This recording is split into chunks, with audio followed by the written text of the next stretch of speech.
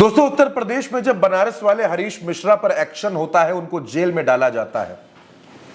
जब पूर्वांचल के बाहुबली हरिशंकर तिवारी के बेटे पूर्व विधायक विनय शंकर तिवारी को ईडी गिरफ्तार करके ले जाती है और गोरखपुर में हाथा की दीवार तोड़ दी जाती है, तब सवाल खड़े होते हैं कि क्या उत्तर प्रदेश में ब्राह्मण टारगेट पर हैं?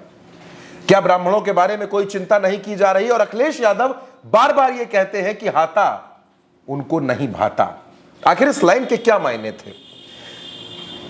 लेकिन जब आज लखनऊ की सड़कों पर कुछ ऐसी तस्वीरें देखने को मिली और ब्राह्मण महासभा के लोगों ने यह कहना शुरू कर दिया कि ब्राह्मण समाज के साथ अन्याय हो रहा है, तो यह सवाल एक बार फिर खड़ा हो गया।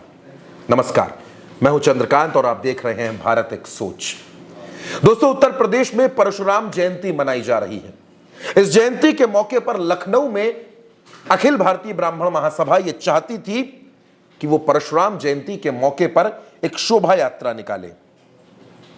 इस शोभा यात्रा में कई वीवीआईपी लोगों को शामिल होना था, जिनमें ब्रजेश पाठक का नाम है, जिनमें दयाशंकर सिंह का नाम है, महेंद्र सिंह का नाम है और पूर्व डीजीपी विजय कुमार का नाम है। इस शोभा यात्रा में शामिल महिलाएं हाथों में फरसा और भगवा झंडे लेकर निकली थी, लेकिन पुलिस ने इस यात्रा को रोक दिया। सबसे पहले आप ये समझिए कि इस यात्रा में हुआ क्या, और उसके बाद इस खबर में मैं आपको कुछ बयान भी सुनवाऊंगा। दोस्तों, दरअसल हुआ दोस्तों ये कि परशुराम जयंती के मौके पर मुंशी पुलिया से लेकर दारुल शफा तक शोभा यात्रा निकाली जानी थी। इसके लिए तैयारी बहुत पहले से चल रही थी और इस समिति के पदाधिकारियों का यह कहना है कि उन्होंने परमिशन ले रखी थी, लेकिन पुलिस की तरफ से कहा जा रहा है कि परमिशन नहीं थी। अब इंदिरा नगर के एसीपी आंजनेय कुमार सिंह और अखिल भारतीय ब्राह्मण महासभा के राष्ट्रीय अध्यक्ष राजेंद्र नाथ त्रिपाठी के बीच 1 घंटे तक बातचीत होती रही, लेकिन ये लोग जिद पर अड़े रहे। और क्या कुछ कहना था इन लोगों का, आप ये हेडलाइन देख सकते हैं। इस हेडलाइन में लिखा हुआ है, लखनऊ में परशुराम जयंती पर पुलिस और श्रद्धालुओं में झड़प, महिलाएं फरसा लेकर निकली, महासभा के अध्यक्ष बोले सरकार ब्राह्मण विरोधी। क्या कहना है इस ब्राह्मण महासभा के अध्यक्ष राजेंद्र नाथ त्रिपाठी का, आप उनकी बात सुनिए। आज यहाँ से भगवान श्री परशुराम जी के अवतरण दिवस की शोभा यात्रा मुंशी पुलिया से दारुल शफा तक जाने की पूर्व घोषित कार्यक्रम रहा है। 7 दिन पहले जिला प्रशासन को परमिशन के लिए दे भी दिया गया था, लेकिन आज भारी पुलिस बल लगा करके सरकार ने भगवान श्री परशुराम की शोभा यात्रा को रोकने का कार्य किया, जिसकी घोर निंदा मैं करता हूं।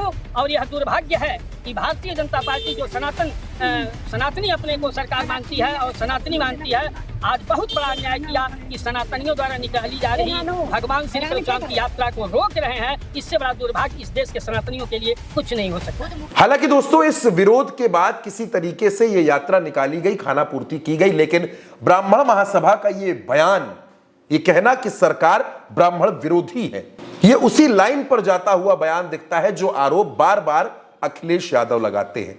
चाहे वो बनारस वाले मिश्रा जी का प्रकरण हो, चाहे वो प्रकरण हरिशंकर तिवारी के परिवार से जुड़ा हो। अखिलेश यादव आजकल वैसे भी पीडीए पर फोकस कर रहे हैं और अब यह कहा जा रहा है कि उनके पीडीए में पी मतलब पंडित जी। अखिलेश यादव ब्राह्मणों को साध रहे हैं।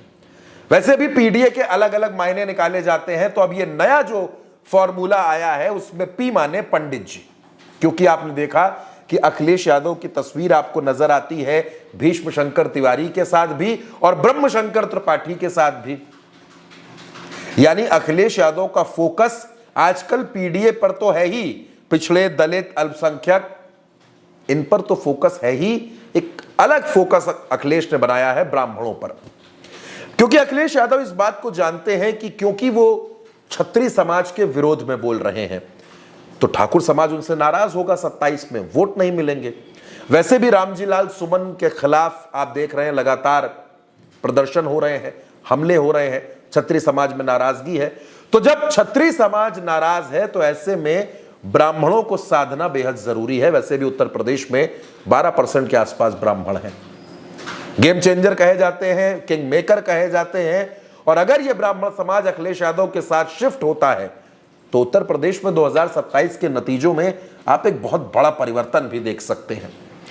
अखिलेश यादव जब मुख्यमंत्री थे तो उन्होंने मनोज पांडे को, अभिषेक मिश्रा को, इन तमाम नेताओं को मंत्री बनाया था। अयोध्या में पवन पांडे विधायक बने थे। कई ब्राह्मण चेहरों को अखिलेश यादव ने आगे किया था। 2022 के चुनाव में भी उन्होंने कई ब्राह्मणों को टिकट देकर चुनाव लड़ाया। लोकसभा चुनाव में भी उन्होंने कई ब्राह्मणों को चुनाव लड़ाया। यानी अब जो 2027 का चुनाव होगा उसमें अखिलेश यादव का पूरा जो फोकस है वो पीडीए पर तो है, लेकिन पीडीए के साथ साथ पी फॉर पंडित जी, यानी ब्राह्मणों को भी साधने की पूरी कोशिश की जाएगी। ये जो तमाम मैंने आपको दिखाई तस्वीरें ब्राह्मण महासभा और पुलिस के बीच नोकझोंक की, और वो बयान भी सुनवाया, ब्राह्मण समाज का क्या कुछ कहना है, इस खबर में मेरे साथ इतना ही। आप भारत एक सोच को सब्सक्राइब करें, अपना साथ दें। नमस्कार।